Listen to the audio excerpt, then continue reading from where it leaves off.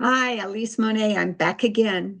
And in this session, we're going to talk about emotional boundaries. Now, these are probably the hardest, and these take a lifelong, these are lifelong lessons. We never stop healing and creating emotional boundaries because we keep refining, right? So let me tell you what I've learned along the way. And I've learned a lot. There's so many different avenues that um, are part of why we need to look at our emotional boundaries. One of them is childhood trauma. Okay, and I'm going to share some things about that with you from my own childhood that were terrifying and that stayed with me for 50 years, 40 years, crazy amount of time. Um, When I was a little girl, my father was an alcoholic, and my mother had it up to her eyeballs, right? And she didn't know how to deal with it. And so she would get angry. And so they would start yelling and screaming at each other. And then they eventually would get into fist fights. And as a little girl, my parents one time got into a big fist fight that was really traumatizing for me, and I was probably 7, 8 years old, something like that. And they ended up on the front bathroom floor with my mom on top of my dad, and he had his hands up and she had her hands on his hands. And as I walked by crying, saying, "Stop, stop, stop," I heard my father's fingers break with my mother's force. And it sent chills throughout my body, and all I could do was scream for help. And so I ran outside and I ran all the way down the street screaming, "Help, help, help, help."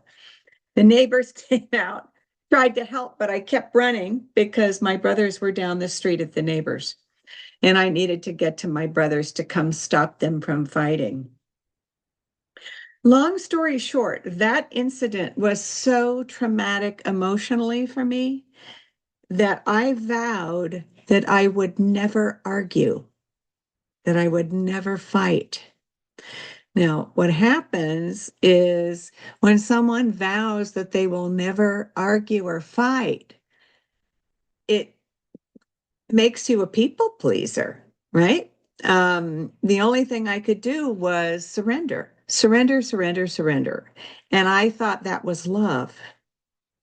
I didn't understand that, fighting can be healthy. You need to sometimes have words and disagreements, but do it in a mature and safe way so that people aren't injured and, you don't traumatize your children. Um, but this vow of mine that I had, oh, I'll never ever fight like my parents, set me up to be abused, right? So, what happens when the perpetrator wants to fight, in this case, a husband? What happens when he wants to fight and you just shrug it off or decide you're going to go for a walk or whatever? Well, eventually it became abusive. And I would get knocked around. And my go-to remedy was escape, right? Just run, just escape, which is like what I did when I was a little 7, 8 year old. So that stayed with me for years until I understood this vow I had made never to fight. And once I was aware of that, I was able to clear it and address standing in my own power when someone was attacking or trying to start a fight. Now, I had many lessons after that. I'm just giving you one example of trauma of what happens to us. Now, my parents would be held responsible for the errors of their own ways. But for me, this little girl was very traumatized for 30, 40 years because of this vow that I made within me to never do that.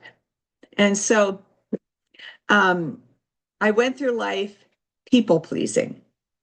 I went through life. Now, I do have to say, in the outward exterior, I looked very confident. I was in the material world and I could make a lot of money and I could be a strong leader. But as soon as I would come home, I would be faced with this people pleasing my husband, right? And it turned out very traumatic where I had to divorce because abuse just wasn't acceptable. In fact, I went through counseling at one point. A counselor said, if he hits you again and you don't leave, don't ever come back to my office. And that was probably the wisest counsel he could have given me because then he would reject me if I didn't leave, right? So it startled me and it was a pattern interrupt in my life. And I did leave him, by the way, and move on. And I had to learn how to stand up for myself and not people please. Now, remember, in the public world, I looked like a dynamo. I could do almost anything, and I had no trouble talking with people in the business world and standing up for myself there. It was just in the intimate relationship. Okay, so you have to examine all aspects of your life. Now, spiritual growth is a major part of that. And I do want to reiterate, what I said in the last version, the last chapter that I did on physical boundaries. I do want to say that it's all an inside job, right? You find and become aware of these things within you from a spiritual perspective. And I'm going to talk about that category in depth after we're going to do emotional, then we're going to do intellectual, then we're going to do spiritual. Okay. So I won't go into that now, but spirituality is a big part of it. And I'm not talking church and I'm not talking religion. I'm talking your inner self. All right. So now another thing that I learned about boundaries and emotional boundaries was and is not was but was and is the difference between discernment and discrimination. And people always say to me, well, you had to learn discernment. No, I got to tell you, I knew, I could discern that this person was using me or picking a fight or, doing something detrimental. I could discern that. But because I couldn't discriminate for myself, I went along with the program. Now, I understood and I knew what was happening. I'm empathic and I've always been very able to read people. But in an intimate setting, I wanted so bad to be loved and accepted that I wouldn't listen to my own inner wisdom, right?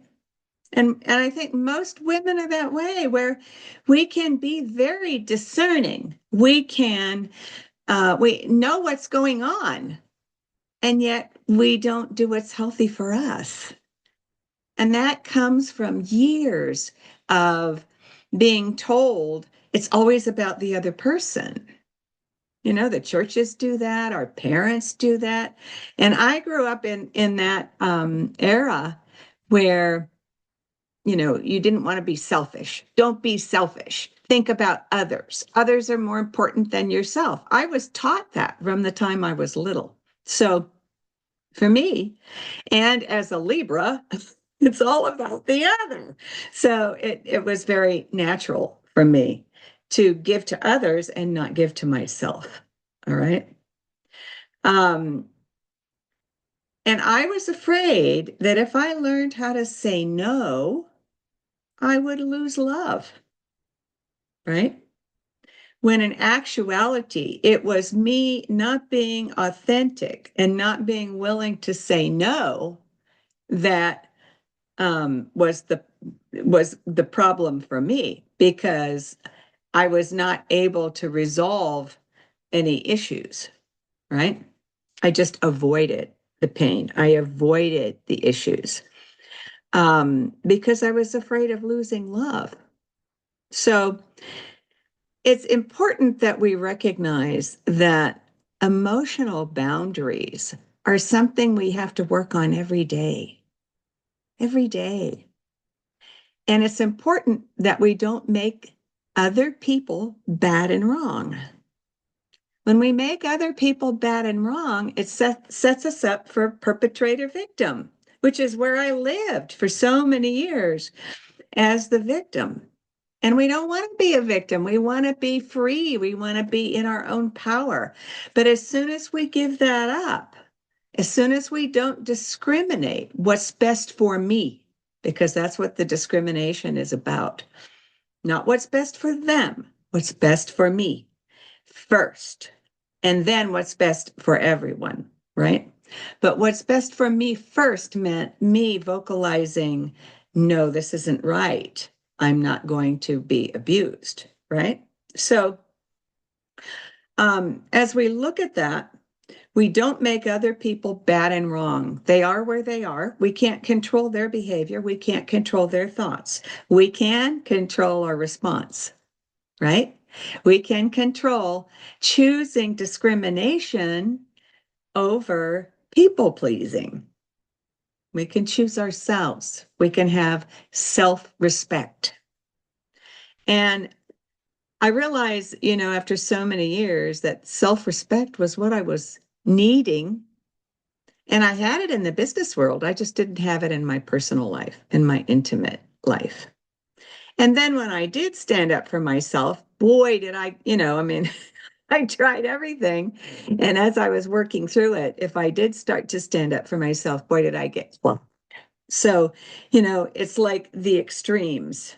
Um, and that relationship was set up to teach me that I needed to work on this within myself. It wasn't about him being the perpetrator. It was about me playing the victim. So when I was ready to deal with the victim part of who Elyce was, then I could deal with the outcome. Okay. And that meant leaving him, obviously, and divorcing. And that's okay. That's okay. Divorce isn't something, even in the scriptures, Moses permitted divorce because of the hardness of man's heart. So you don't have to feel bad. I know we go through these big guilt trips about divorce. However, especially if there is physical abuse, God does not want you to stay in a relationship that harms you. Get out. Just like that therapist said to me, if you don't leave, don't come back. So the other thing is compassion. Having compassion for the other person, but not abandoning yourself.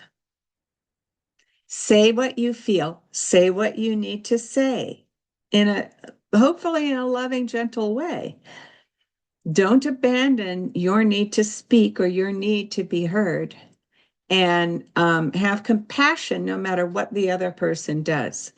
And if they, if the relationship isn't tenable, then walk. I mean, you have that option too. But work on yourself. That's the big issue, right?